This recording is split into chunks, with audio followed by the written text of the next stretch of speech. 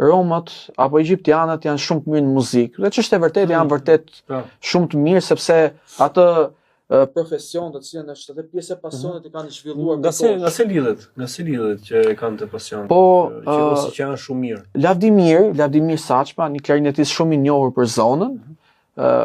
Madje është edhe xhaxha i atij që thuhet Flori Bushe Flori. Ai na rrefeu që në kohën e monizmit, që kur ishte fëmijë nisi sepse vinte nga një familje muzikantësh, tregu muzikor i këtyre organizimit të dasmave, fejesave, nuk parapëlqehej nga pjesa tjetër e shoqërisë.